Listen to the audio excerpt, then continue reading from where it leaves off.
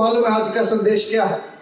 काफी लोगों ने स्टेटस के ऊपर और ग्रुप में देखा है। क्या है आज का संदेश? हेलो, आपको बड़ी फनी बात बता रहा हूं। बॉम्बे के अंदर एक पास्टर मेरा दोस्त है, उसने फोन किया इस स्टेटस को देख के, और जब फोन किया मैंने फोन उठाया नहीं क्योंकि मैं कुछ काम कर रहा था। बाद में मैंने कॉल किया, वो मेरे को बोला आप पास्टर बोल रहे हैं क्या, मेरा नाम लेके। मैंने कहा हाँ। कहना मैं तो घबरा गया था क्योंकि उसमें मेरी फोटो लगा के क्या लिखा हुआ है, डेथ। उसने सोचा कांड हो गया। मैंने बोला नहीं, मैं जिंदा हूं, अभी टाइगर जिंदा है। समझे? अभी टाइगर जिंदा है, मैं मरा नहीं हूं, चिंता मत करें। हालेलुया। तो आज का जो संदेश है वो है डेथ, मौत। एक आयत को पढ़ेंगे फिर हम आगे बढ़ेंगे जल्दी। यूहन्ना रचित सुसमाचार उसका 10 अध्याय, उसका 10 आयत बहुत फेमस आयत। कई बार आपने इस आयत को पढ़ा है और मैंने भी 1-2 बार इस आयत में से संदेश दिए हैं। पढ़िएगा जल्दी से। चोर किसी और काम के लिए नहीं, परंतु केवल चोरी करने और घात करने और नष्ट करने को आता है। इसलिए मैं यीशु मसीह बोलता है मैं इसलिए आया कि वे जीवन पाएं, कि तुम जीवन पाओ और बहुतायत से पाएं। और बहुतायत का जीवन पाओ। हालेलुया। यीशु मसीह इस दुनिया में इसलिए आया ताकि वो जीवन दे और बहुतायत का जीवन दे। हालेलुया। इसका मतलब यीशु मसीह जब इस बात को बोल रहा है मैं इसलिए स्वर्गीय महिमा को छोड़कर इस धरती पर, इस पृथ्वी पे आया हूं ताकि लोग जीवन पाए और वो बहुतायत का पाए। इसका मतलब इस धरती के ऊपर कुछ और है जिस वजह से यीशु मसीह जीवन देना चाहता है। इसका मतलब कुछ और है जिसका मतलब यीशु मसीह बहुतायत का जीवन देने की बात करता है। और जीवन का ऑपोजिट क्या है? वो है मौत। इसका मतलब इस दुनिया में क्या है? मौत है। इसलिए यीशु मसीह जीवन देने की बात कर रहे हैं। इसलिए यीशु मसीह बोलते हैं मेरे आने का मकसद यही है कि मैं जीवन दूं और बहुतायत का जीवन दूं। हालेलुया। आइए एक और जल्दी मेरे साथ कुछ आयतों को पढ़िएगा। एक आयत हम पढ़ेंगे मत्ती रचित सुसमाचार और उसका 4 अध्याय 13 आयत को पढ़िएगा। मत्ती 4 अध्याय उसका 13 आयत। और ध्यान से सुनिएगा, जिसको मिल गया ठीक है, नहीं मिला कोई बात नहीं। और वह नासरत को छोड़कर कफरनहूम में जो झील के किनारे जबूलून और नप्ताली के देश में है जाकर रहने लगा। कौन? यीशु। यीशु मसीह ने क्या छोड़ दिया? नासरत को छोड़ दिया और कफरनहूम में जाकर। लेकिन मेरा सवाल है यीशु मसीह ने नासरत को क्यों छोड़ दिया? आप सब लोग जानते हैं बैतलहम में वो पैदा हुआ और उसके बाद पला बड़ा, पाला पोसा गया नासरत के अंदर। लेकिन अभी नासरत को भी उसने छोड़ दिया और वो कफरनहूम में चला गया। नासरत छोड़ने का कारण क्या है? क्यों यीशु मसीह नासरत छोड़कर कफरनहूम में आया? इसका मतलब कफरनहूम में कुछ है जिस वजह से बैतलहम में पैदा हुआ लेकिन नासरत चला गया। नासरत में पला बड़ा लेकिन फिर से नासरत को छोड़कर कफरनहूम में चला गया। इसका मतलब कफरनहूम में कुछ वजह है जिस वजह से यीशु मसीह नासरत को छोड़कर कफरनहूम में गया। क्या है वो? 15 और 16 आयत को पढ़िएगा, आपको पता चलेगा क्यों यीशु मसीह कफरनहूम में गए। जबूलून और नप्ताली के देश, झील के मार्ग से यरदन के पार अन्य जातियों का गलील, जो लोग अंधकार में बैठे, क्योंकि लोग वहां अंधकार में बैठे हुए थे इसलिए यीशु मसीह उन लोगों के बीच में गया। क्योंकि वो यीशु बोलता है आई एम द लाइट, मैं ही जगत की ज्योति हूं। हालेलुया। अब जो लोग अंधकार में हैं तुम्हें अंधकार में रहने की आवश्यकता नहीं है क्योंकि अब ज्योति तुम्हारे बीच में आ चुकी है। हालेलुया। हालेलुया। अब तुम्हें अंधेरे में रहने की जरूरत नहीं है क्योंकि जो है कफरनहूम के लोग, नप्ताली के लोग, जबूलून के लोग, वो जो है अंधकार में बैठे हुए थे, कोई आशा कोई उम्मीद उनके पास नहीं थी और वो मौत का इंतजार कर रहे थे। लेकिन आगे बढ़िएगा। उन्होंने बड़ी ज्योति देखी और उन्होंने ज्योति देख ली जब यीशु मसीह आया, क्योंकि यीशु मसीह लाइट है। और जो मृत्यु के देश और छाया में बैठे थे, जो मृत्यु का इंतजार कर रहे थे, उन पर ज्योति चमकी। उन पर वो ज्योति चमकी और यीशु उनके बीच में आके बोलने लगा, आई एम द लाइफ, जीवन मैं हूं और मैं जीवन देने के लिए आया हूं। अब तुम्हें मौत का डर नहीं है, मौत का भय नहीं है, क्योंकि मैं जीवन देने के लिए आया हूं और बहुत आयत का जीवन देने के लिए आया हूं। हालेलुया। इसलिए यीशु ने नासरत छोड़ दिया और वो कफरनहूम में आ गया। अब तुम्हें अंधेरे में रहने की जरूरत नहीं, अब तुम्हें मौत से डरने की जरूरत नहीं। हम गीत गाते हैं ना, मौत का डर है नहीं मुझे मेरा यीशु मेरे साथ। लेकिन गाएगा वही कुत्ता जिसने उसको देखा है। बाकी तो बोलने पे भी ताली बजेगी नहीं, क्योंकि देखा नहीं है, चखा नहीं है, परखा नहीं है। जिसने देख लिया, जिसने परख लिया, जिसने चख लिया, वो गाएगा अब मुझे मौत का डर नहीं। इसलिए यीशु मसीह कफरनहूम में आया, बोला अब तुम्हें अंधकार में रहने की आवश्यकता नहीं, क्योंकि I am the light of the world, मैं ही संसार की ज्योति हूं। और जो रोशनी में चलेगा वो ठोकर नहीं खाएगा, जो ज्योति में चलेगा वो भटकेगा नहीं। हालेलुया। अब तुम्हें मौत की चिंता करने की जरूरत नहीं, अब तुम्हें मौत से डरने की जरूरत नहीं, क्योंकि मैं जीवन देने वाला प्रभु आ चुका हूं। और वो जीवन भी ऐसा नहीं बल्कि अनंत जीवन। हालेलुया।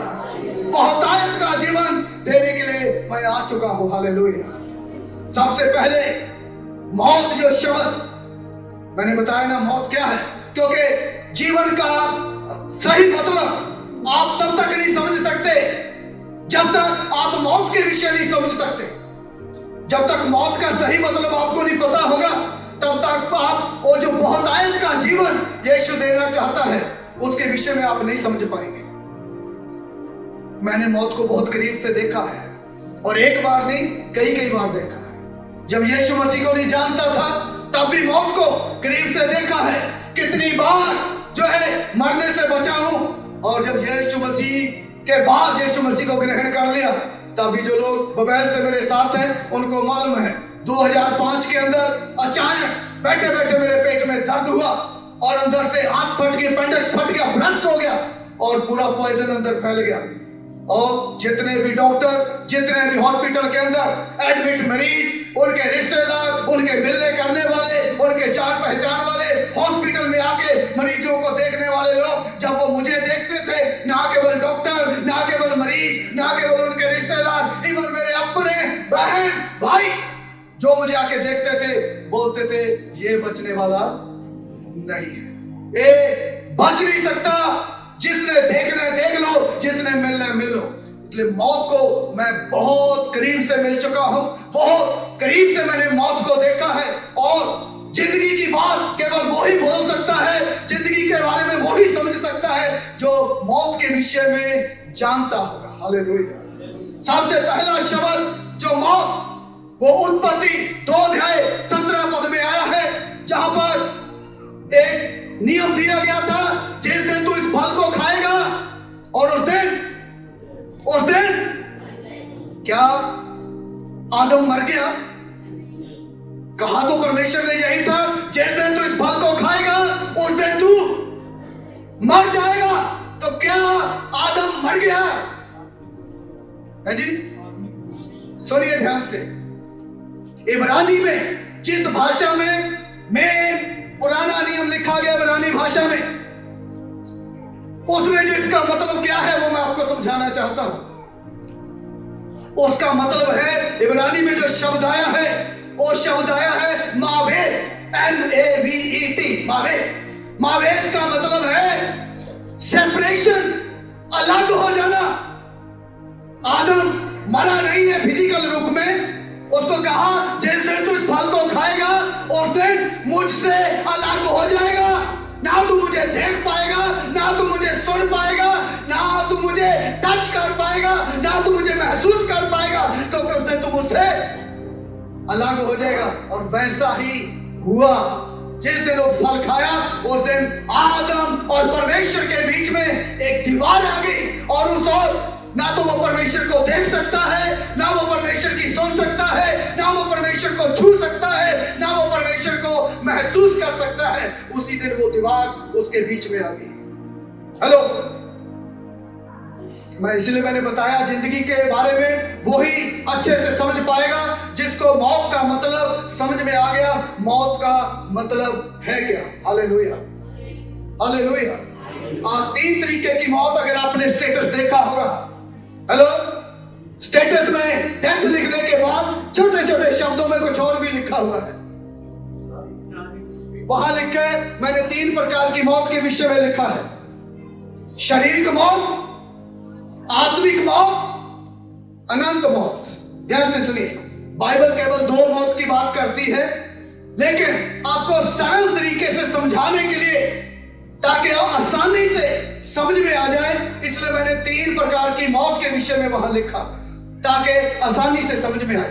पहली है शारीरिक मौत। इब्रानियों की किताब, जो इतने लोग नोट करते हैं, जल्दी जल्दी कई बातों में पढ़वाऊंगा, कईयों को मैं ऐसे बोल के निकल जाऊंगा। इब्रानियों 9 अध्याय 27 पद में लिखा है, जो इस पृथ्वी पर आया हर एक व्यक्ति को मरना है। ध्यान से सुनिए, कारण कुछ भी हो जाए, बीमारी से मरेगा, तकलीफ से मरेगा, एक्सीडेंटों से मरेगा, जहर खा के मरेगा, सुसाइड करके मरेगा, कारण कुछ भी होगा, लेकिन जो पैदा हुआ है, इस पृथ्वी पर आया है, जिसने जन्म लिया है, वो मरेगा। हेलो, वो मरेगा। ये है शारीरिक मौत, क्योंकि बाइबल इसके विषय में बोलती है, क्योंकि हमारा जीवन ऐसा है। और भजन संहिता 103 अध्याय और उसका 14 से 16 पद तक लिखा है, मनुष्य मिट्टी है, मिट्टी डस्ट के समान है। हवा आएगी तो उड़ा ले जाएगी, मिट्टी को, डस्ट को उड़ा के लेके जाएगी। और उसके बाद भजन संहिता 144 अध्याय 4 पद में लिखा है, मनुष्य जो है वो परछाई के समान है।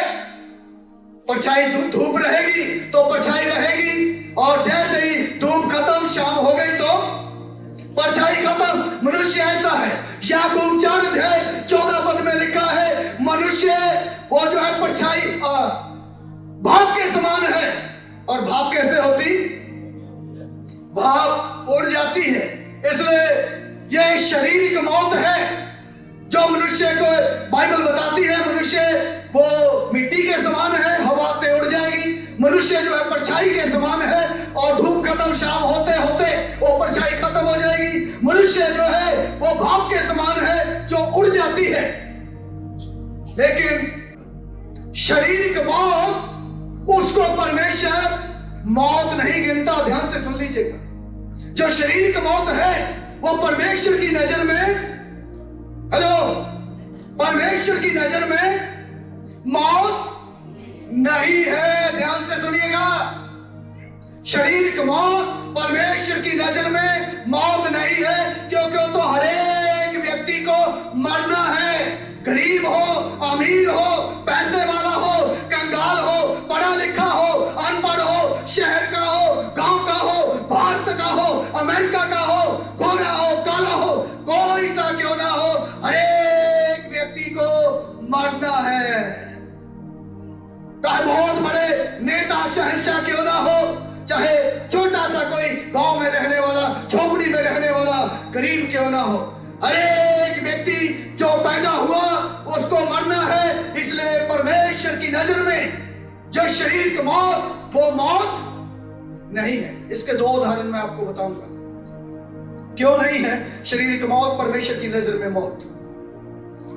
एक व्यक्ति, जब यीशु मसीह इस दुनिया में था, एक व्यक्ति आया यीशु मसीह के पास, उसने बोला, यीशु मेरी बेटी मर गई है, आप आइए मेरे घर में, मेरी बेटी के लिए प्रार्थना कीजिए।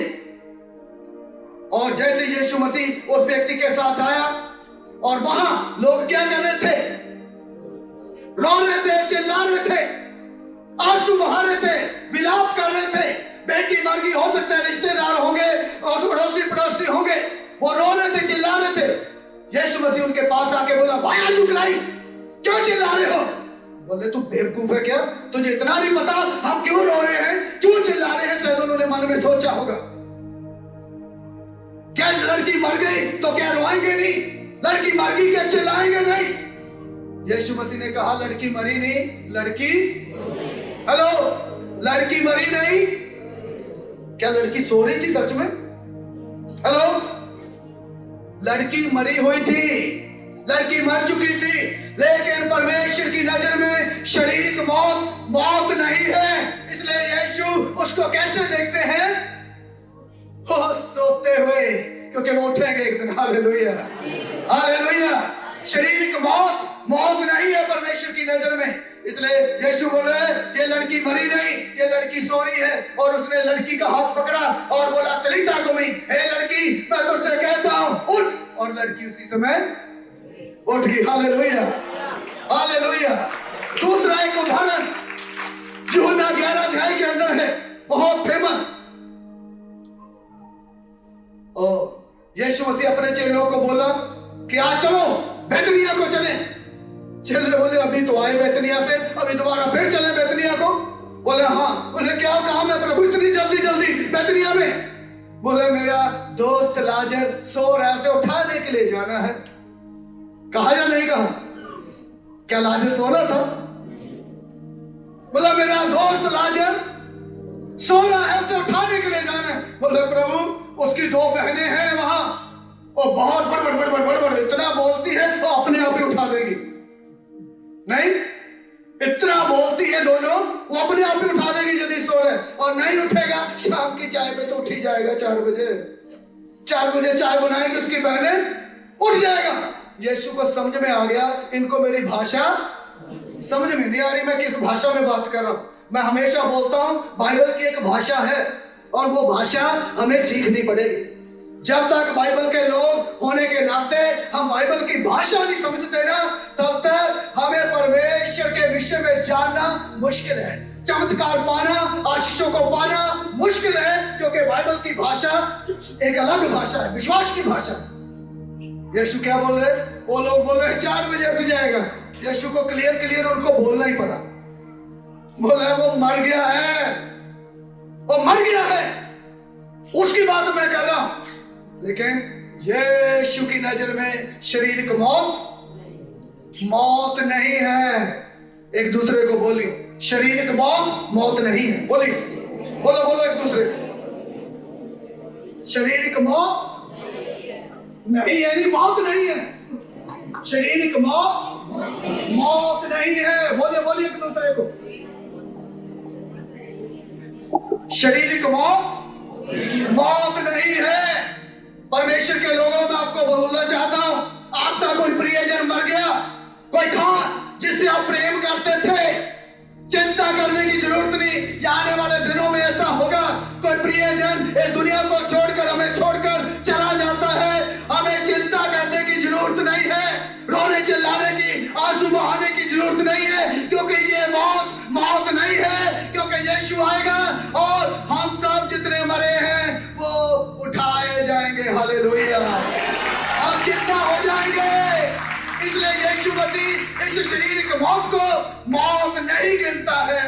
इसलिए शारीरिक मौत पे आंसू बहाने की आवश्यकता नहीं, शारीरिक मौत पे रोने चिल्लाने की, कुड़कुड़ाने की कोई जरूरत नहीं है, क्योंकि शारीरिक मौत नहीं है। उधर दुनिया भर का अपने आप को पागल कर लेना, बंद कर देना, करना, क्योंकि शारीरिक मौत नहीं है। मैंने 3 प्रकार की मौत के विषय में बताया। दूसरी जो मृत्यु है वो है आत्मिक मृत्यु। पहली मृत्यु शारीरिक मृत्यु, जो मौत नहीं है। दूसरी मौत है आत्मिक मृत्यु। पढ़िएगा मेरे साथ, पहला यूहन्ना उसका 5 अध्याय उसका 8 आयत को पढ़िएगा। अब 12 है, पहला यूहन्ना 5 अध्याय उसका 12 आयत को पढ़िएगा। जिनके पास पुत्र है, ध्यान से सुन लीजिएगा, जिसको मिल गया, बाकी नहीं मिला मत पढ़िएगा। हाँ सुनिए, जिसके पास पुत्र है, पुत्र मतलब यीशु मसीह, जिसके पास यीशु मसीह है उसके पास जीवन है, उसके पास जीवन है। और जिसके पास परमेश्वर का पुत्र नहीं है, जिसके पास यीशु मसीह नहीं है, उसके पास जीवन भी नहीं है। ध्यान से सुन लीजिएगा, उसके पास जीवन भी नहीं है। जितने भी हॉलीवुड, बॉलीवुड, टॉलीवुड, पॉलीवुड, जितने भी बुढ़ हैं, कोई से भी बुढ़ हो, पैसा हो सकता है, धन संपत्ति हो सकती है, बंगले गाड़ियां हो सकती है, और आदर हो सकता है, पहचान हो सकती है, और शोहरती हो सकती है, लेकिन उनके पास जीवन नहीं है। और क्योंकि उनके पास यीशु नहीं है। और जिसके पास यीशु है उसके पास जीवन है, जिसके पास यीशु नहीं है उसके पास जीवन भी नहीं है। मैं और आप इस दुनिया के सबसे सौभाग्यशाली लोग हैं, क्योंकि हमारे पास यीशु है, और जिसके पास यीशु है उसके पास जीवन है। Hallelujah, hallelujah. लेकिन क्यों यीशु होना है? क्यों लोगों के पास यीशु होना है? हेलो, क्यों यीशु की जरूरत है? क्यों यीशु होना है लोगों के पास? अरे बोलिए, एक आयत हम पढ़ेंगे क्यों होना है, जल्दी से। पहला यूहन्ना उसका 5 अध्याय उसका 8 आयत को पढ़ेगा। गवाही देने वाले 3 हैं, आत्मा और पानी और लहू, और तीनों एक ही बात पर सहमत है। ध्यान से सुनिए, क्यों यीशु की हमें जरूरत है। अभी मैंने बताया, अभी अगले हफ्ते जो फ्राइडे आएगा उस दिन क्या है, उससे अगले 7 तारीख को गुड फ्राइडे। क्या हुआ था उस दिन? यीशु मसीह क्रूस के ऊपर चढ़ाकर मारे गए। किसके लिए? हमारे लिए। क्योंकि केवल मनुष्य जाति की सबसे बड़ी जो समस्या है, सबसे बड़ी जो तकलीफ है, और वो है पाप। हेलो, मनुष्य जाति की, पूरे वर्ल्ड की, पूरे संसार की जो सबसे बड़ी समस्या है वो है पाप। और इस पाप को मिटाने के लिए आज तक दुनिया में कोई ऐसी मेडिसिन नहीं बनी, कोई ऐसा कैप्सूल, कोई ऐसा पानी जो मनुष्य के पापों को, केवल और केवल यीशु मसीह का लहू है जो इंसान के पापों को धो सकता है। इसलिए इंसान को, मनुष्य को, संसार को यीशु मसीह की जरूरत है। जिसके पास यीशु है उसके पास जीवन है, और जिसके पास यीशु नहीं है उसके पास जीवन भी। क्या आप सबके पास यीशु है? सबने यीशु को ग्रहण किया है? तो आप दुनिया के सबसे सौभाग्यशाली लोग हैं। Hallelujah, hallelujah. क्योंकि जिसके पास यीशु है उसके पास जीवन है, और जिसके पास यीशु नहीं है उसके पास जीवन भी नहीं है। आप सौभाग्यशाली लोग हैं क्योंकि आपके पास यीशु है, इसलिए आपके पास जीवन है। लेकिन स्वर्ग जाने के लिए, ध्यान से सुनिएगा, स्वर्ग जाने के लिए इतना काफी नहीं है। एक उदाहरण देकर मैं आपको समझाना चाहूंगा। कितने लोग हैं जिन्होंने पासपोर्ट बनवाया? किसी का पासपोर्ट बना हुआ है? एक डॉक्टर शहजाद, ओके, केवल एक व्यक्ति। बाकी किसी का पासपोर्ट? ओके। अभी ध्यान से सुनिएगा, आपने पासपोर्ट बनवा लिया, अभी आप किसी भी देश में जा सकते हैं? क्यों? चलो कोई बात नहीं, पासपोर्ट बनवा लिया, अभी किसी भी देश की टिकट ले लो, फिर जा सकते हैं? क्यों? अरे पासपोर्ट भी है, टिकट भी खरीद लिया, पैसे भी लगा दिए, अभी क्यों नहीं जा सकते? वीजा क्या होता है? वीजा क्या होता है?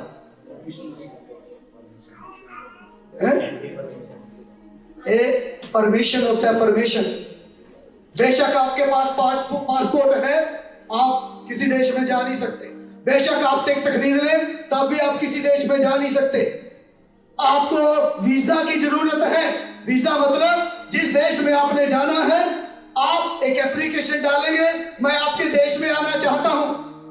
फिर वो इंक्वायरी करेंगे, क्यों आना चाहते हैं, कितने दिन के लिए रहना है, क्या काम है। फिर वो लोकल थाने में पूछेंगे कि कौन व्यक्ति है, कैसा है, किस लिए आना चाहता है, क्या कोई क्रिमिनल तो नहीं, कोई केस तो नहीं, कोई पैसा जो है लोन लेके तो नहीं भाग रहा। इंक्वायरी होगी, जब वो पूरे संतुष्ट हो जाएंगे फिर वो उधर से स्टैंप मारेंगे, ठीक है इनको दे देंगे, बोले ठीक है आ सकते हैं आप हमारे देश में। 3 प्रक्रिया में से होकर आपको निकलना पड़ेगा। अभी आपने यीशु को ग्रहण कर लिया, अभी आपके पास यीशु है, और जिसके पास यीशु है उसके पास जीवन है, तो क्या स्वर्ग जा सकते हैं? हेलो, तो स्वर्ग जाने के लिए फिर क्या करना होगा? सुनिए, 3 लोगों के हस्ताक्षर जरूरी है, तब जाके स्वर्ग में जा सकते हैं। हेलो, ध्यान से सुनिएगा, बहुत महंगी बात है, आपको केवल 10 रुपये में ही बता रहा हूं जो आपने डाले। हेलो, बहुत महंगी बात है, लेकिन कितने रुपए में बता रहा हूं?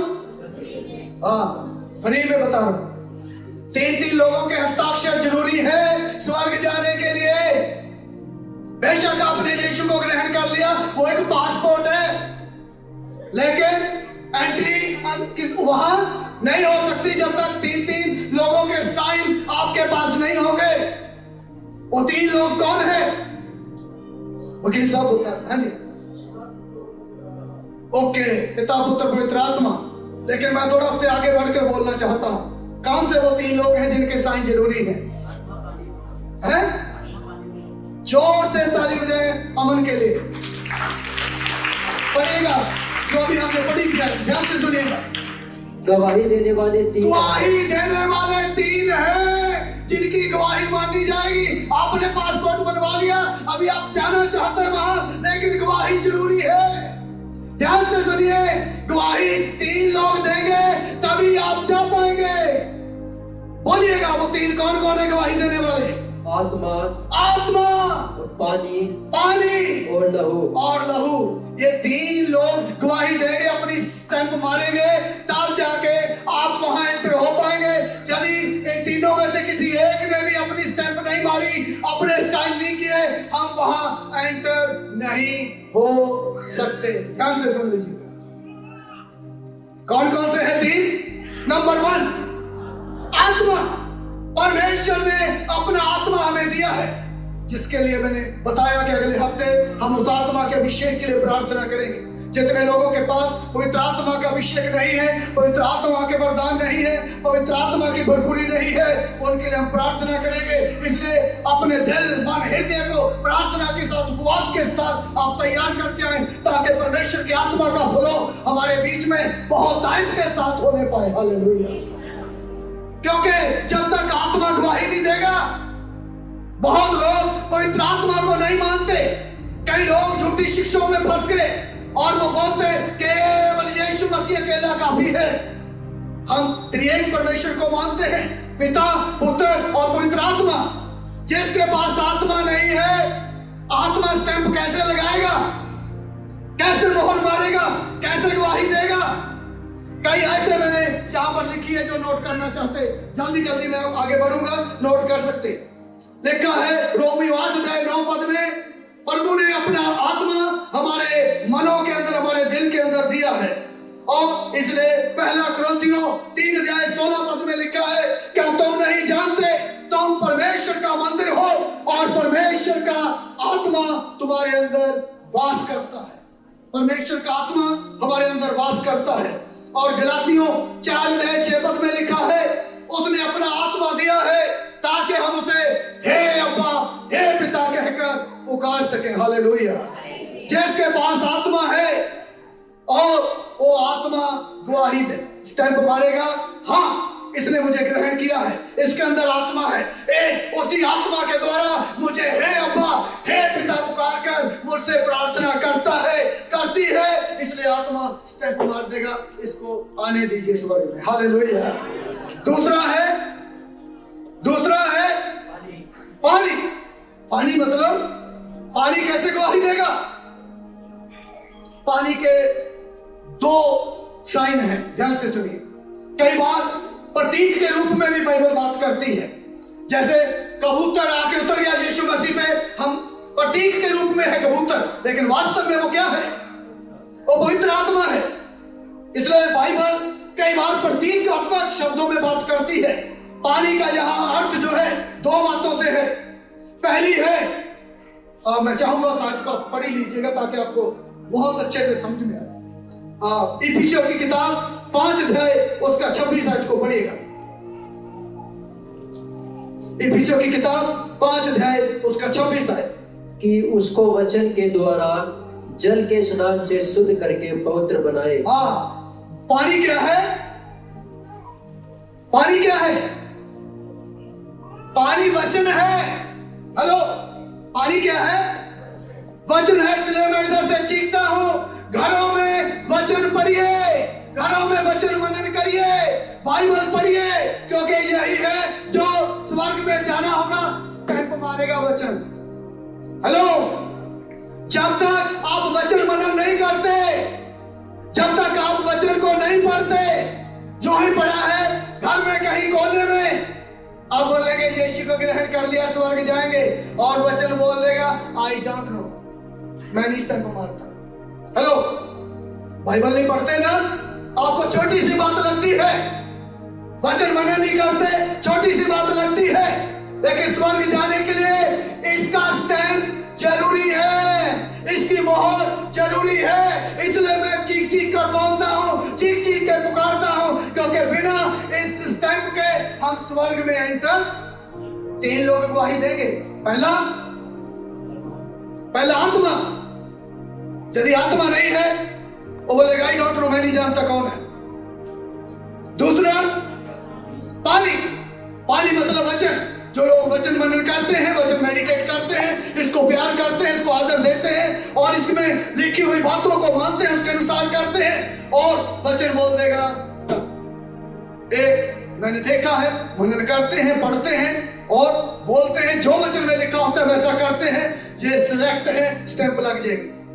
जो नहीं करते, बहुत दुख की बात है, ध्यान से सुन लीजिएगा। जो वचन पढ़ते नहीं, वचन मनन नहीं करते, बहुत दुखदाई बात है, क्योंकि परमेश्वर और उस दिन ये वचन अपनी स्टैंप नहीं देगा, उस दिन अपनी गवाही आपके लिए नहीं देगा ये, और वो बोलेगा आई डोंट नो, मैं नहीं जानता, क्योंकि इनको मैंने कभी बाइबल पढ़ते देखा नहीं, इनको मैंने कभी वचन मनन करते हुए देखा नहीं, वचन के अनुसार इनको चलते हुए मैंने कभी देखा नहीं, सो आई डोंट नो। हेलो, इसलिए वचन पढ़ना बहुत जरूरी है, इसकी गवाही बहुत जरूरी है। और तीसरा है लहू। यीशु मसीह का लहू ये भी गवाही देगा। पहला आत्मा, वो गवाही देगा। दूसरा पानी, सॉरी मैं बीच में एक पॉइंट भूल गया। पानी के 2 शब्द मैंने बताया था, एक तो वचन और दूसरा है बपतिस्मा। कई लोग बपतिस्मे को छोटी सी हल्की सी बात जानते, उस दिन वो पानी गवाही देगा। क्या गवाही देगा? इन्होंने इस जगह पर अपने पुराने शरीर को दफन किया है, नए बन के उठे हैं, वो पानी आपके लिए गवाही बनकर खड़ा होगा। इसलिए इस बात को लापरवाही में मत करिए, इस बात को गंभीरता के साथ लीजिए। वो पानी उस दिन आपके लिए गवाही के रूप में खड़ा होगा, और तीनों लोगों की गवाही जब तक नहीं होगी तब तक गेट पे खड़े रहेंगे, अंदर एंट्री नहीं होगी। ध्यान से सुन लीजिएगा, अंदर एंट्री तभी होगी जब तीनों लोग मिलकर गवाही दे देंगे। आत्मा गवाही दे देगा, और पानी गवाही दे देगा, और लहू गवाही देगा। ये लहू क्या है? ये यीशु मसीह का लहू, जो मेरे और आपके पापों के लिए बहाया गया, जो मेरे और आपके पापों के लिए उसने एक कतरा खून का बहाया गया। एक आयत में चाहूंगा मेरे साथ पढ़िएगा, यूहन्ना की किताब उसका 19 अध्याय उसका 34 आयत। यूहन्ना की किताब 19 अध्याय उसका 34 आयत, ध्यान से सुनिएगा।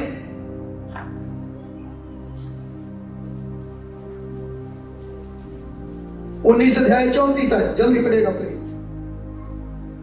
परंतु सैनिकों में से एक ने पर्चे से उसका पंजर बेधा। जिस समय यीशु क्रूस के ऊपर लटकाया हुआ था, एक सैनिक को भेजा, बोले जरा पर्चा मार के देख, ये जिंदा है या मर गया है यीशु मसीह।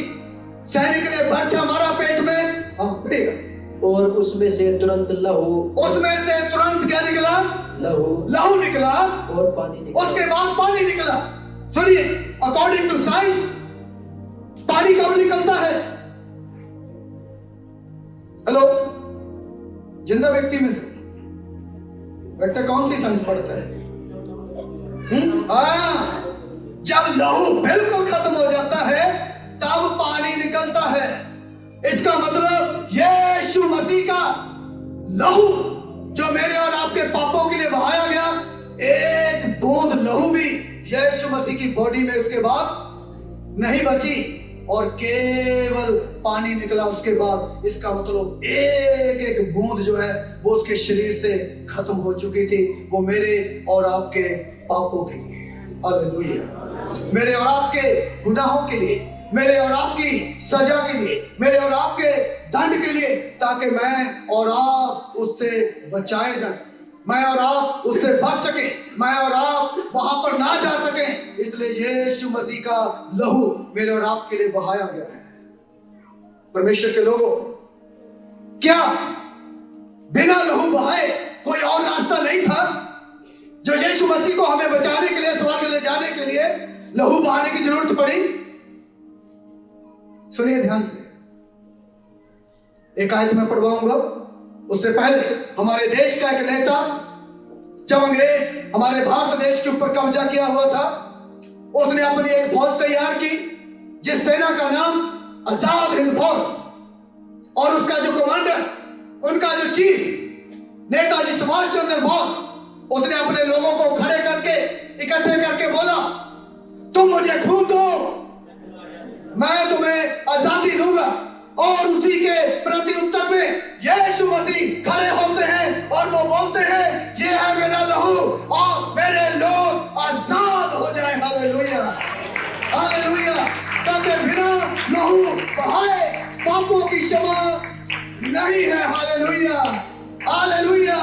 बिना लहू बहाए पापों की क्षमा नहीं है। इसलिए वो यीशु बोलता है, ए मेरा लहू का एक एक कतरा है और लेकिन मेरे लोग आजाद हो जाएं, मेरे लोग आजाद हो जाएं, हर पाप से आजाद हो जाएं, हर बीमारियों से आजाद हो जाएं, हर समस्याओं से आजाद हो जाएं, हर तकलीफों से आजाद हो जाएं, हर परेशानियों से आजाद हो जाएं। मेरे लोग आजाद हो जाएं, चाहे मेरे लहू की एक एक बूंद ही मुझे क्यों ना देनी पड़े। हालेलुया।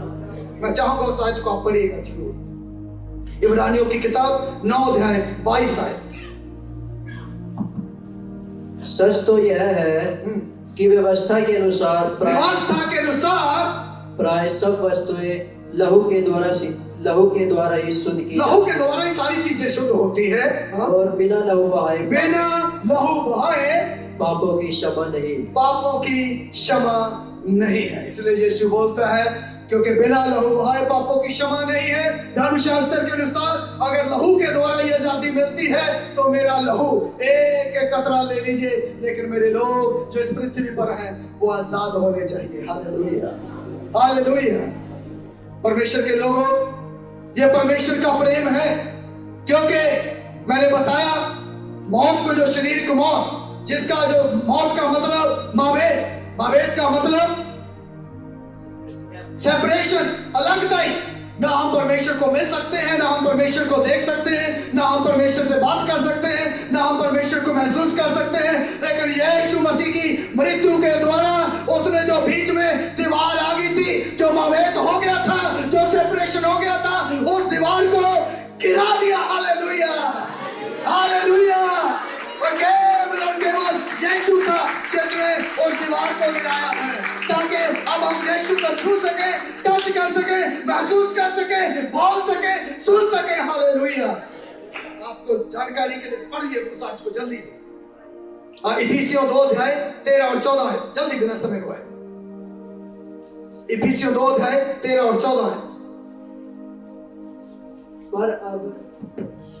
पर अब यीशु मसीह में तुम जो पहले दूर थे, अब पहले हम दूर थे, पहले मसीह के लहू के द्वारा, लेकिन मसीह के लहू के द्वारा निकट आ गए हो। हालेलुया। और क्योंकि वही हमारा मेल है, उसने मेल कराया परमेश्वर के साथ, जिसने दोनों को एक कर दिया, और अलग करने वाली दीवार को जो बीच में थी, मावेद थी, ढा दिया। Hallelujah, hallelujah, hallelujah. उसने बीच की दीवार को ढा दिया, गिरा दिया, ताकि अब जो सेपरेशन था वो खत्म हो सके। हालेलुया। इसलिए चीखते हैं, इसलिए चिल्लाते हैं, इसलिए शोर मचाते हैं, क्योंकि दीवार गिर गई। अब हम बोल सकते हैं, सुन सकते हैं, महसूस कर सकते हैं, इसलिए चिल्लाते हैं, क्योंकि मैं वो कुत्ता हूं जिसने देखा है, महसूस किया है, इसलिए चीखता हूं। और जिसने देखा है, महसूस किया है, छुआ है, उसे फील किया है, बोला है, सुना है, वो चुप नहीं रह सकता, वो चिल्लाएगा। Hallelujah, hallelujah. क्योंकि बीच की दीवार वो मावे, वो क्या हो गया? खत्म हो गया। धन्य लोग हो आप कि आपने यीशु मसीह को स्वीकार किया है, ग्रहण किया है। हालेलुया। लेकिन कुछ ऐसे भी लोग हैं इस दुनिया में, उन्होंने यीशु को ग्रहण किया है, वो परमेश्वर के लिए जीते हैं, परमेश्वर की आराधना करते हैं, संडे को चर्च आते हैं, विश्वास भी देते, दान भी देते, भेंट भी देते, आराधना भी करते, संडे को भी आते, लेकिन साइड बिजनेस भी है। हेलो, क्या है साइड बिजनेस? समझते हैं? हेलो, साइड बिजनेस क्या है? इधर उधर मतलब? अच्छा, दूसरे चर्च में?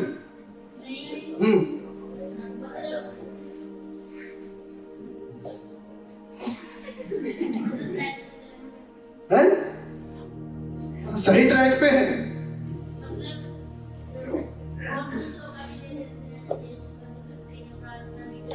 अच्छा, वो अच्छा, ओके ओके ओके। हाँ, थोड़ा सा उससे बढ़कर मैं बोलना चाहता हूँ, साइड बिजनेस क्या है। अरे यीशु, संडे तो तेरा दिन मैं आता ही हूँ, आती भी हूँ संडे को, पास्टर से पूछ ले, हर संडे आती हूँ, हर संडे आता हूँ, लेकिन मंडे टू सैटरडे,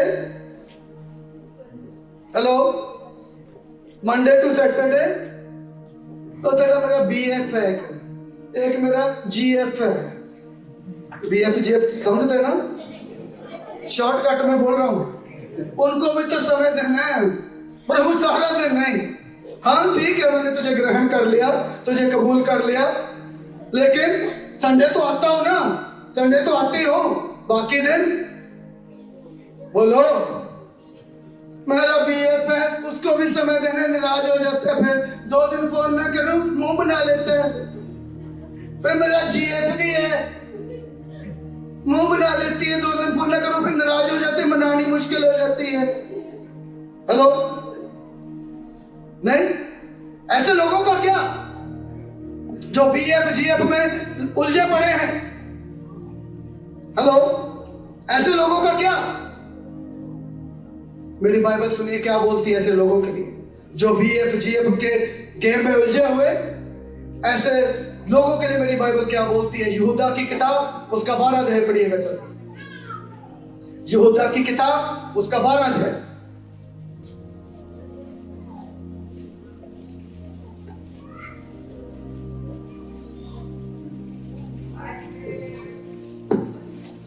ये तुम्हारी प्रेम स्वभाव में, सुनिए ध्यान से। हाँ, ऐसे लोग जो BF GF के चक्कर में हैं, जो संडे को आते हैं, बाकी दिन BF GF की गेम खेलते, साइड बिजनेस करते।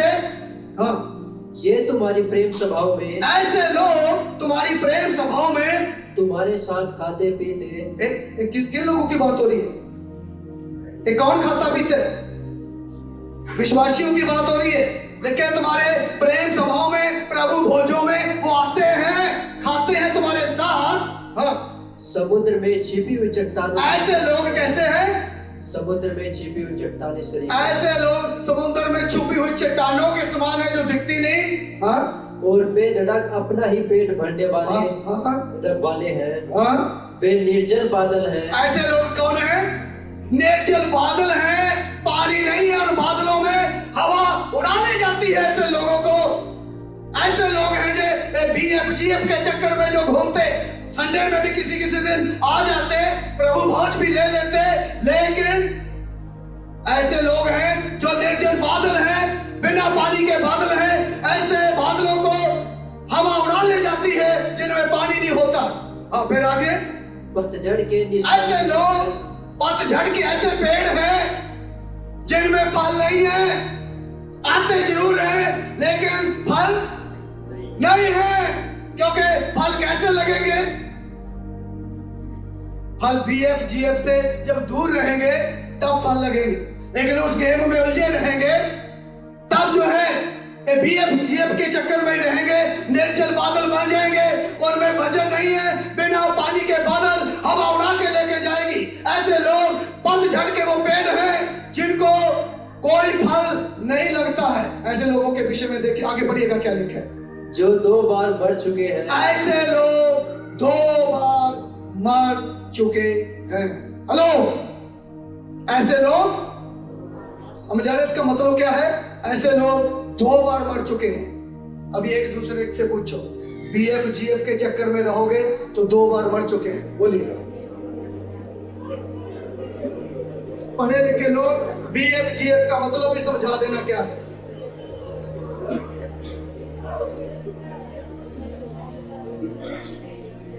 पढ़े लिखे लोग बीएफ जीएफ का मतलब समझा दो। ए बॉयफ्रेंड गर्लफ्रेंड, समझ रहे? और चक्कर में जो है ऐसे लोग एक दूसरे को बोलो, जो ऐसे लोग हैं जो थोड़ा उससे बाहर निकल गए, उनके लिए नहीं, जो उस प्रक्रिया में चल रहे, बोले 2 बार मर चुके हो। बोले 2 बार मर चुके हो। सुनिए ध्यान से। और ये बहुत, आप मजाक में बोल रहे ना, मजाक में ले रहे, ये बहुत खतरनाक है, बहुत खतरनाक है ये। अभी आपको एंजॉय आ रहा है, शायद मजाक ले रहे हैं आप, लेकिन ये बहुत खतरनाक है। ये बॉयफ्रेंड, ये गर्लफ्रेंड है, मेरा कॉलेज का दोस्त है, ये मेरी कॉलेज की दोस्त है, ये मेरे स्कूल टाइम से मित्र है, ये मेरा भला है, ये मेरा ढिमका है। ऐसे लोग 2 बार मर चुके हैं। अभी मुझे बताइए, 1 बार मरना काफी है या 2 बार मरना ठीक है?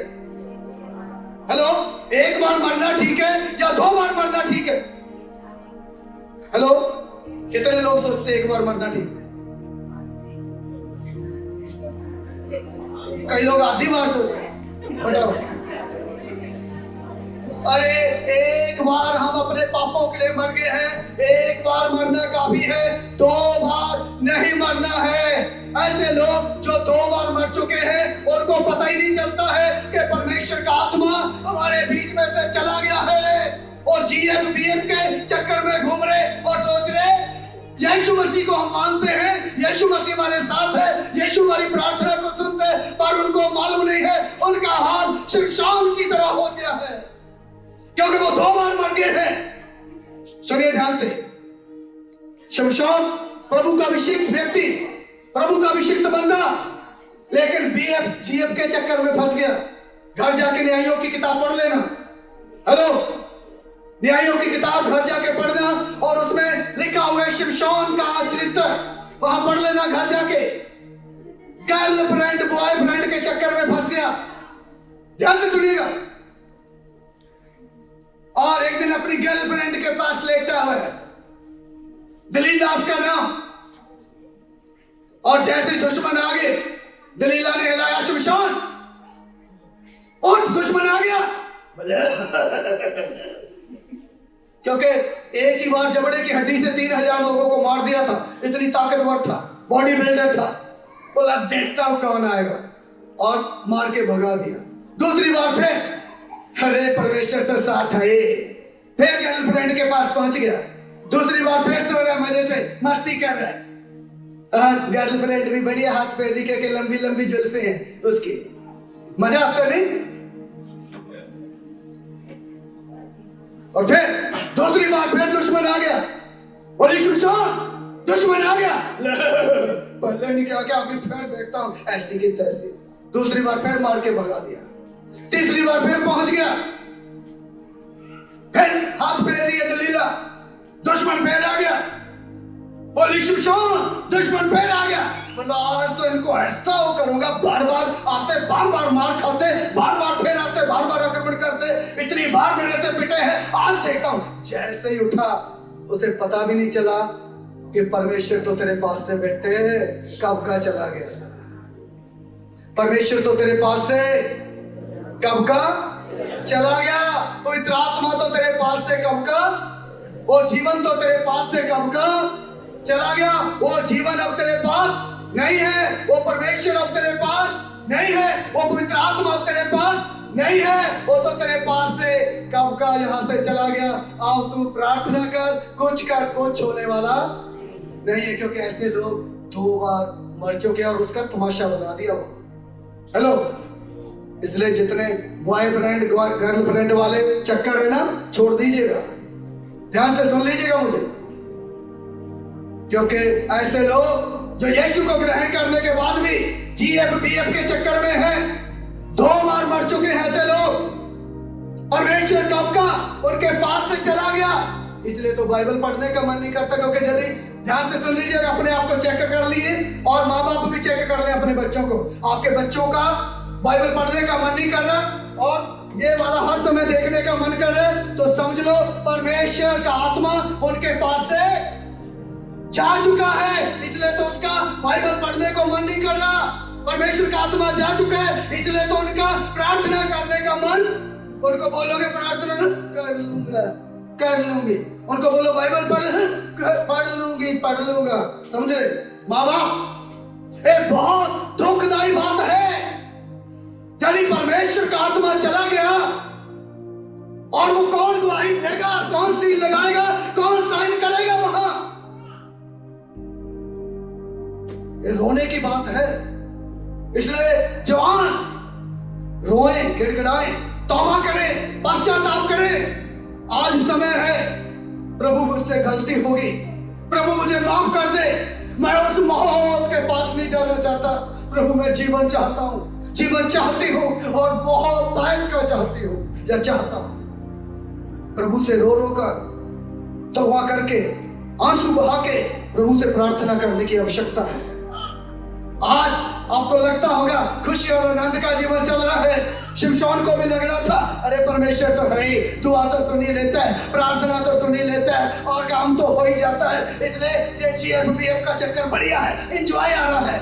लेकिन एक दिन इतना पछताना पड़ जाएगा, इतना आपको आंसू बहाने पड़ जाएंगे कि आप रोने से भी, पिछली बार भी हमने चर्चा किया था, फिर आंसू बहा कर भी फिर वो आशीष नहीं मिलेगी। इसलिए ऐसे लोग 2 बार मर चुके हैं, 2 बार। जो अभी भी GFBF के चक्कर में है, ऐसे लोग 2 बार मर चुके हैं। और ऐसे लोगों का हश्र जो 2 बार मर चुके हैं, ऐसे लोगों को घर जाके पढ़ लेना। 2 पत्रस 2:20 पत्रस बोलता है, बोला ऐसे लोग कुत्ते हैं, ऐसे लोग सूअर हैं। हेलो, जो GF के चक्कर में उलझे हुए, मसीह होने के बाद भी ऐसे लोग, बोलो, ऐसे लोग कुत्ते हैं और ऐसे लोग, मैं नहीं बोल रहा हूं, यदि मैं गलत बोल रहा हूं तो घर जाके 2 पत्रस 2:20 पढ़ लेना। ऐसे लोग कुत्ते हैं, ऐसे लोग सूअर हैं जो 2 बार मर चुके हैं। ध्यान से सुन लीजिए, प्रभु किस नाम से पुकार रहे हैं? हेलो, ऐसे लोगों को जो 2 बार मर चुके हैं। अरे हैं हम प्रभु के बच्चे, लेकिन प्रभु दुखी होके 2 बार मर चुके हैं, तो किस नाम से बुला रहे? कुत्ते और सूअर। इससे ज्यादा मैं सोचता हूं दुख की बात और मेरे और आपके लिए नहीं होगी कि प्रभु अपनी संतान बुलाने की बजाय क्या बुला रहे हैं? ऐसे लोग कुत्ते और सूअर हैं, क्योंकि ये 2 बार मर चुके हैं। आज प्रभु का धन्यवाद देता हूं सरकार के लिए, सबके हाथ में थमा दिया। आटा नहीं देते लेकिन डाटा देते हैं। नहीं, गरीब के लिए आटा नहीं है, लेकिन जवान के लिए डाटा है। और डाटा किस लिए देते? बेटे दिन रात क्या कर, हेलो, दिन रात क्या कर, दिन रात इसमें गलत अश्लील फिल्में देख, गंदी फिल्में देख, पोर्न की वीडियो फिल्में देख। इसमें तेरे माँ बाप तो सोचते हैं कि अगर तो बेचारे दिन रात काम करके थक जाते तो आराम से रजाई के अंदर बैठ के या अकेले बैठ के क्या कर। ऐसे लोग 2 बार मर चुके हैं। ऐसे लोग 2 बार मर चुके हैं। ऐसे लोगों के लिए बाइबल बताती है ये कुत्ते और ये सुअर है, क्योंकि 2 बार मर चुके हैं, 2 बार मर चुके हैं। ये बहुत दुखदाई बात है परमेश्वर के लोगों, जो व्यक्ति 2 बार मर चुके हैं। इसलिए मेरी दुआ है परमेश्वर से आज क्षमा मांगे, माफी मांगे, ताकि प्रभु दया कृपा करे। एक चर्च में मुझे घटना एक याद आई। एक चर्च में मैं गया, ध्यान से सुनिए। उस चर्च में एक लड़के को मैंने देखा, बहुत सुंदर लड़का, लेकिन उसकी हरकतें मुझे कुछ थोड़ी अलग सी दिखी। मैं उसको देख रहा था, लड़का है देखने में लग रहा, लेकिन सुंदर भी है बहुत, लेकिन हरकतें कुछ डिफरेंट है। तो तभी इससे पहले कि मैं कुछ समझ पाता, जो मुझे लेके गए थे उस चर्च में, उन्होंने बोला ये लड़का जो है दवाई खाता है। मैंने सोचा बीमार होगा कुछ, इसलिए दवाई खाता है। तो मैंने बोला किस चीज की दवाई खाता है? बोले अब इसका ऑपरेशन होने वाला है ना कुछ समय के बाद। ऑपरेशन, दवाई, मेरे को समझ में नहीं आ रहा। तो उन्होंने बताया ये दवाई खा रहा है, ये कभी कुछ समय के बाद ऑपरेशन करवा के, था तो लड़का, लेकिन अभी 15 दिन के बाद ये लड़की बन जाएगी। हेलो, है कहां? चर्च में। कहां है? चर्च में। लेकिन कर क्या रहा है? अपना जेंडर चेंज करवाना है। परमेश्वर ने जो बनाया उसको चेंज कर रहा है। ऐसे लोग मेरी नजर में, बाइबल की नजर में 2 बार मर चुके हैं। हेलो, ऐसे लोग 2 बार मर चुके हैं। एक बार तो सारी दुनिया मरती, ऐसे लोग 2 बार मर चुके हैं। एक व्यक्ति, उसकी क्योंकि पत्नी उसकी एयर होस्टेस थी, सगाई होगी, लेकिन शादी में अभी 2 महीने बाकी हैं। पत्नी एयर होस्टेस है, इसलिए वहां की कंपनी ने उनको इंग्लैंड का 1 हफ्ते का ट्रिप दे दिया। बोले एक हफ्ता तुम्हारे लिए, क्योंकि एयर होस्टेस है इसलिए 1 हफ्ता घूम के आओ। आज हमारे देश में, हमारे समाज में लिव एंड रिलेशनशिप, शादी हुई नहीं, लेकिन लड़का लड़की, हेलो, लड़का लड़की है कमरे में बैठे, मम्मी पापा बाहर बैठे बेचारे घुघू से बने, और लड़की लड़का, अरे शादी होने वाली है। अरे शादी होने वाली है तो शादी के बाद ही तो बैठेगा ना, या पहले ही बैठेगा? हेलो, हेलो, शादी के बाद बैठेगा या पहले ही बैठेगा? ऐसे लोग 2 बार मर चुके हैं बाइबल के अनुसार। एक बार दुनिया मरती, ऐसे लोग 2 बार मर चुके हैं। ऐसे लोग, बाइबल बोलती ये कुत्ते हैं, ये सुअर हैं। एक तो शरीर फिजिकल डेथ है, वो मरना ही मरना है, लेकिन ऐसे लोग 2 बार मर चुके हैं, 2 बार मर चुके हैं। इसलिए मेरे टाइटल का नाम क्या था? मौत। लेकिन तब तक नहीं समझ पाएंगे जब तक उस जीवन देने वाले को नहीं समझ पाएंगे वो क्या चाहता है। जिसलिए वो बोलता है मैं चाहता हूं तुम जीवन पाओ, मौत नहीं। एक बार भी तो मरना है, लेकिन ये दूसरी बार ना मरो। जो दूसरी मौत है, इस मौत से ना मरो, क्योंकि ऐसे लोग 2 बार मर चुके हैं। इसलिए प्रभु बोलता है मैं जीवन देने के लिए आया हूं, और बहुतायत का देने के लिए। धन्यवाद, वो कितना प्रेमी पिता है, वो कितना प्रेम करने वाला है, वो फिर भी क्षमा करने वाला है। लेकिन जो लौट आता है, क्षमा मांगता है, प्रभु मुझे माफ कर दे, मैं मौत नहीं चाहता, मैं जीवन चाहता हूं और बहुतायत का चाहता हूं। ऐसे लोगों को प्रभु क्षमा करके वापस ले लेता है। हालेलुया। तीसरी मौत, पहली मौत शारीरिक मौत, दूसरी मौत आत्मिक मौत, और तीसरी मौत अनंत मौत। बाइबल के अनुसार ये दूसरी ही है, केवल मैंने समझाने के लिए आपको इसको तीसरी लिखा है। पढ़िएगा प्रकाशित वाक्य की किताब, उसका 20 अध्याय 14 आयत को पढ़िएगा। जल्दी मैं 5 मिनट के अंदर फिनिश करूंगा। ध्यान से सुनिएगा। 20 अध्याय 14 प्रकाशित वाक्य जी। मृत्यु और अधोलोक, मृत्यु और अधोलोक आग की झील में डाले गए। आग की झील में डाले गए। यह आग की झील, ये आग की झील दूसरी मृत्यु है। ये बाइबल के अनुसार दूसरी, लेकिन मेरे अनुसार तीसरी जो अनंत मृत्यु, ये अनंत मृत्यु है। क्योंकि आग की झील में डाल दिए गए, जहां रोना और दांतों का पीसना है। आपको समझाने के लिए, क्योंकि कई लोग नर्क के ऊपर, सजा के ऊपर, दंड के ऊपर विश्वास नहीं करते। और ये सब कुछ यही है, स्वर्ग नर्क सब यही है। किसने देखा है स्वर्ग नर्क? ध्यान से एक आयत को पढ़ के फिर मैं जल्दी 2 मिनट में बंद करूंगा। अब मरकुस की किताब 9 अध्याय 46, 47 और 48 आयत को पढ़िएगा। मरकुस की किताब 9, 46, 47 और 48 आयत। जहां उनका कीड़ा नहीं मरता, ऐसी मौत, ऐसी आग जहां कीड़ा कभी मरता नहीं और आग नहीं बुझती। आग कभी बुझती नहीं। यदि तेरी आग तुझे ठोकर खिला यदि तेरी आग तुझे ठोकर खिला दे तो उसे निकाल, उसे फेंक देना, निकाल के काना होकर काना होकर स्वर्ग में प्रवेश करना तेरे लिए इससे भला तेरे लिए भला है कि 2 आंखें रहते दो आंखें रहते हुए तू नरक में डाला जाए। बहुत लंबी चौड़ी बात लिखी।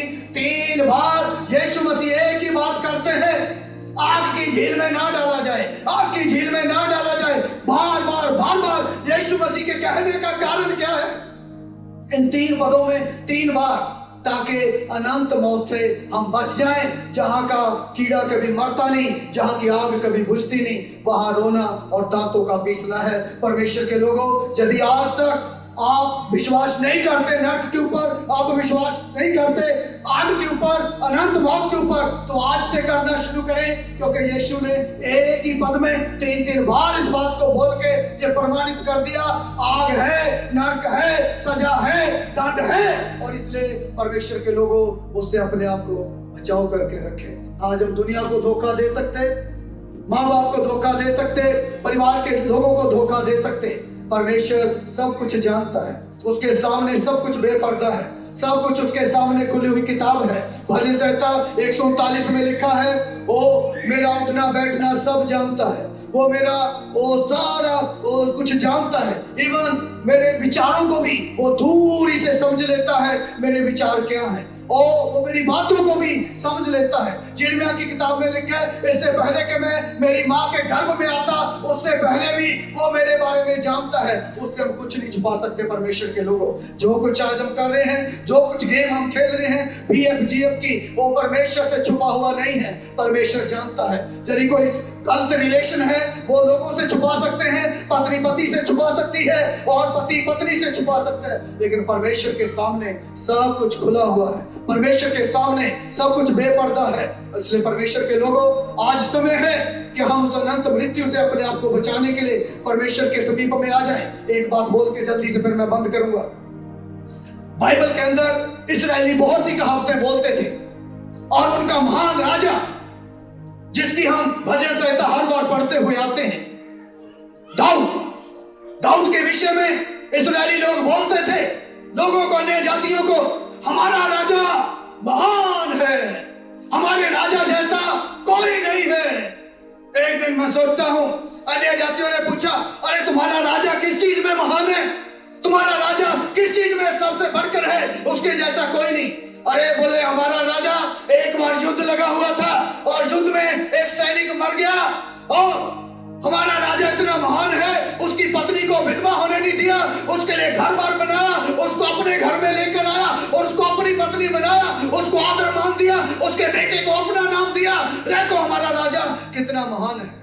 लोगों की नजर में दाऊद महान है, इस्राएलियों की नजर में दाऊद महान है, लेकिन अंदर क्या खिचड़ी पक रही है, क्या क्या खिचड़ी पक के उसके बेटे को अपना नाम दिया है, वो किसको मालूम है? वो परमेश्वर को मालूम है, वो प्रभु को मालूम है। इसलिए परमेश्वर के लोगों, दुनिया की नजर में हम महान होंगे, दुनिया की नजर में हम अच्छे होंगे, लेकिन अंदर अंदर क्या खिचड़ी पक रही है हमारी, किसकी खिचड़ी किसके साथ पक रही है, वो परमेश्वर जानता है। वो छुपा हुआ नहीं है। माँ बाप से छुपा सकते हैं, दुनिया से छुपा सकते हैं, लेकिन परमेश्वर की नजरें उस खिचड़ी के ऊपर लगी हुई है। इसलिए आज उस खिचड़ी को बंद करें, आइए प्रभु की हजूरी में खड़े हो और परमेश्वर से माफी मांगना शुरू करें। नहीं तो वो अनंत धन, वो अनंत आग, वो अनंत मौत, जहां का कीड़ा कभी मरता नहीं और जहां की आग कभी बुझती नहीं। आइए परमेश्वर के लोगों, ये बहुत गंभीर एक बात है, आइए क्षमा परमेश्वर से मांगे।